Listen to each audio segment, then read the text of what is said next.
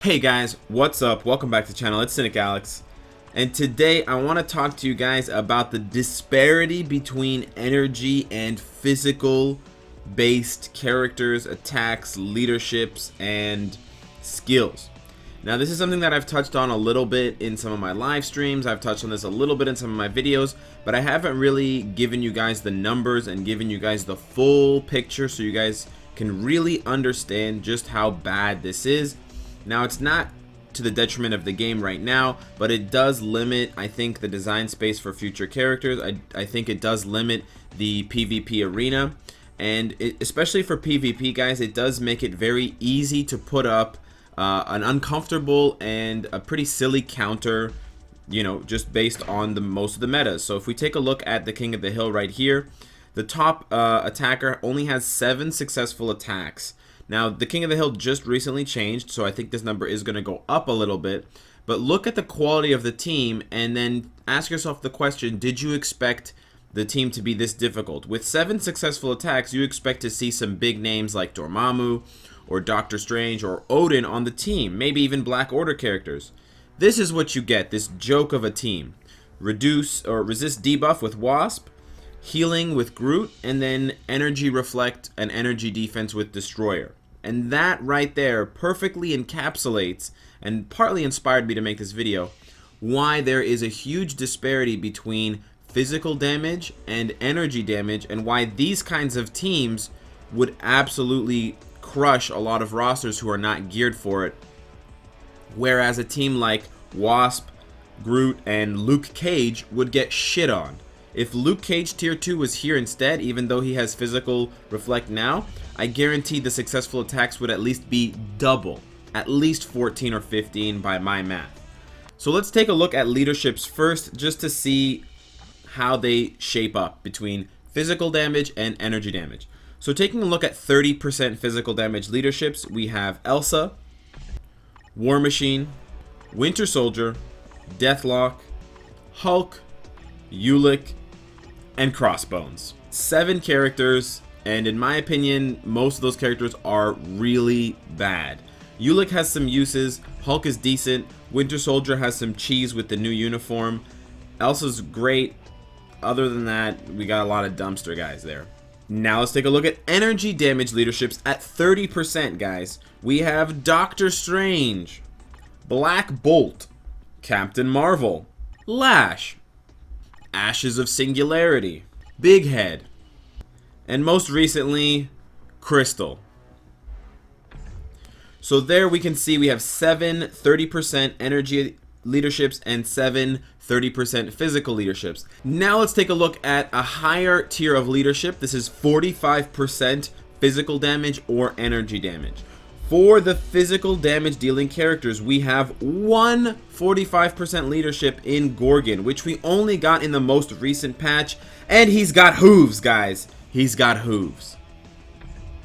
As for energy damage, we have quite a few 40 to 45% energy damage leaderships. We have Ebony Maw at 40%, we have Ironheart at 45%, we have Star-Lord at 45%, we have Ancient One at 45%, and we have Hela at 45%. Now I know that you guys are going to say, oh, well, Cynicalex, Ancient One and Star-Lord, they only apply to blast types. Fair enough, but blast types are like among the best in the game, and that still counts for something.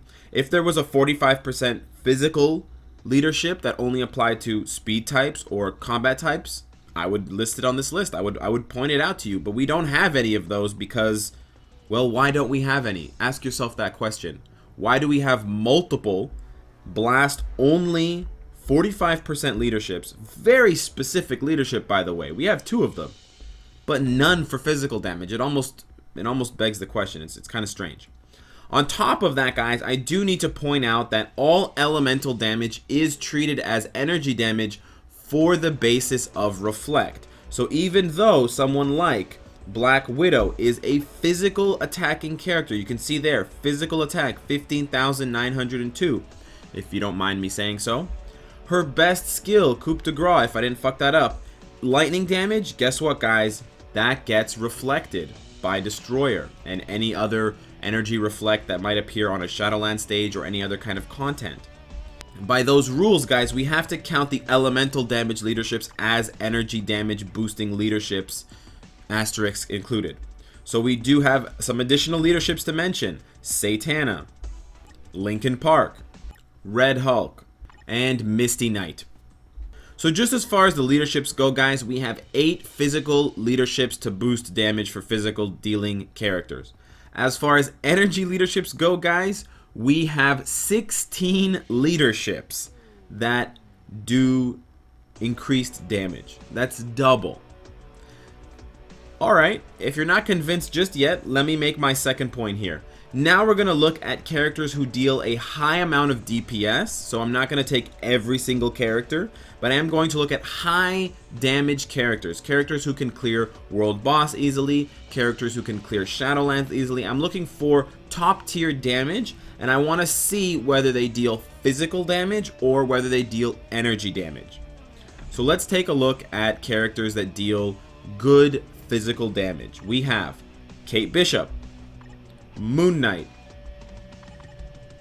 Kamala Khan, Carnage, Black Dwarf, Corvus Glaive, Thanos, but it's a little bit tricky because 3 of his skills deal energy damage, so you have to be very careful. But his best skill, Cosmic Drop, is physical, and his base stat that he deals most of his damage on is physical as well. Gwenpool, Miles Morales, and Medusa.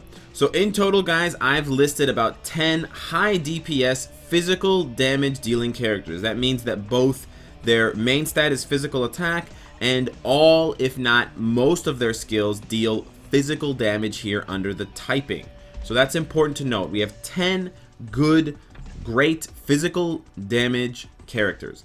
Now let's take a look at energy damage characters, starting off, of course, with Doctor Strange, Proxima,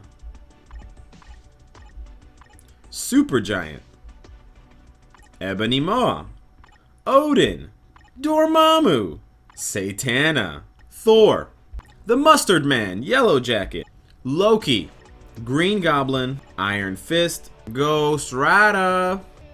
Based on testing that I've seen, Inferno, Enchantress, and Wasp. That's 16 energy damage dealing characters. So we're already +6 comparing energy to physical damage.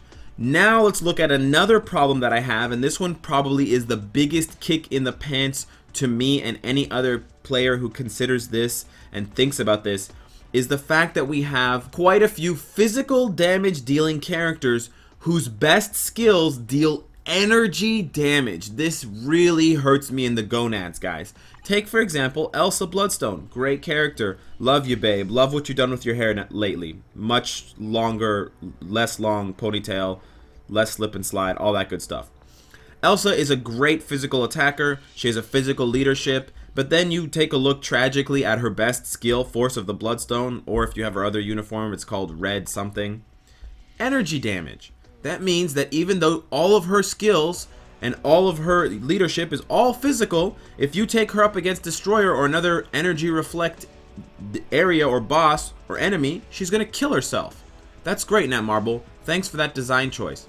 Now, I don't want to sound too grim about this because it is good to have variety of skills, but why aren't there more energy attacking characters that have physical skills? It seems like it only nitpicks on good physical attackers to have this variety, and the variety is good, but it's just unfortunate because a lot of Elsa's other skills just don't compare, and if you take away her 5th skill because of a physical reflect, she can't do enough damage to compete in different game modes, so she's basically stripped of her best power. Another perfect example of this is Yondu, especially given that his 5th skill gives him immunity. He can't even cast this skill because he'll kill himself because it deals energy damage. But he's a physical attacker. Okay, that's balanced, sure. Hulkbuster is another example. His leadership gives all attack, which, okay, that's fair enough. But his base attack is physical, and yet Barrage Strike and Arc Reactor Burst, both of his best skills deal energy damage. What's up with that? And especially the part that frustrates me about this is, why is Barrage Strike energy damage when it's a bunch of missiles, okay? And Hulkbuster was made by Iron Man, and then when you go to Iron Man's skill, Missile Barrage, which is basically the same thing, guys, it deals physical damage, but he's an energy attacker. Make up your minds, Netmarble. Seriously, that kind of inconsistency is pretty frustrating given all of the other missteps with leaderships and, you know, the dearth of physical attackers v energy attackers. And on top of that, guys, you have to take any good elemental attacker with any good kind of damage, and guess what? All of their attacks, their fire damage, lightning damage, cold damage, mind damage, it's going to count as energy damage, and it's going to get reflected. So, Hellstorm, Satana, we've already talked about her. Angela, even though she's a physical attacker, all of this stuff gets typed as energy, she gets reflected. Red Hulk, another physical attacker with the leadership, gets reflected. Nebula, another physical attacker, all lightning, gets reflected. And as we've already said, Black Widow, physical attacker, but her best skill, lightning damage, also gets reflected and typed as energy damage. So this is kind of painful, guys. I'm not a huge fan of it. I know it doesn't matter a lot in the game, and you should just have fun with who you want to play with. I get all that, but it would be nice if Netmarble would at least, you know, acknowledge this and try to bring out more. I think they've started to do that with Gorgon, but they really need to take a few more steps. They could even retype some skills to make them more in line. Like, why are there two missile skills that one deals energy and one deals physical, but then the types of the characters that deal energy and physical are inversed? It's just strange to me. And I think they just need to do more for physical characters, especially if they want to keep the PvP aspect of this game alive, because it's gotten to the point where you no longer roll physical defense or energy defense per level as your gear here. You only roll energy defense per level, and I have to change the ones that I have physical defense on, because who's going to deal physical damage to me? Carnage? Please, get real. Carnage is only good when he's played manually.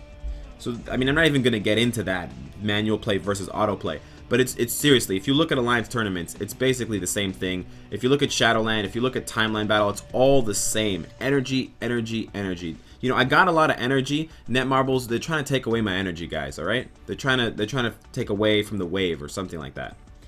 Lastly, guys, I do want to touch on a few exceptions to this rule. And I thought this was really interesting when I was going through and doing my research about the characters to find a few energy damage dealing characters that deal physical damage in their skills. So the one that I think some of my most ardent haters will love is Cynicalex. He's an energy attacking character. He has great burst DPS on his Mystic Avalanche, but it's all physical, baby. It's all physical. That's really cool. I think that's a great design choice. Another example is a big name, Sharon Rogers. Now, this one's a little bit iffy, but despite the fact that she's an energy attacker, she does have 3 skills which deal physical damage, which is quite good. And her best skill, or one of her highest damage skills with a stun, Freedom Strike, deals physical damage. So she can get away with being a physical attacker in certain situations. Another example, Songbird. Maybe some of you guys don't know this. Energy attacker here on the main page. All of her skills deal physical damage except for Sonic Maelstrom. Very, very interesting. I do like that. It does show a little bit of, you know, parody or an attempt at parody. The last one being Hyperion kind of makes this list a little bit of a joke.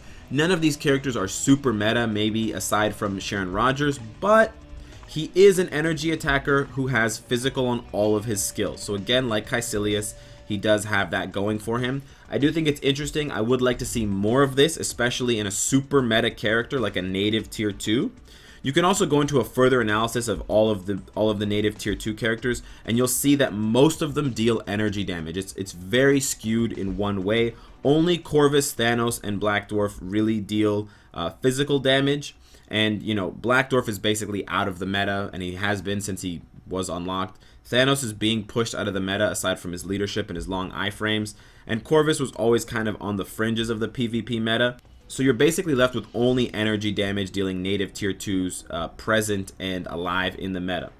So I wanted to bring this to your attention to you guys, not so much to crap on it and to complain, but to bring up a topic that is interesting to me, a topic that, you know, does matter for the game and does, you know, make me question and wonder about the future design of the game. It's always interesting a topic to me to discuss design and see how the game is being developed and where they're trying to go with certain things. I want to see how they're going to try and fix or try and mitigate this disparity, or if they're just going to keep piling it on and make energy damage just like king absolute.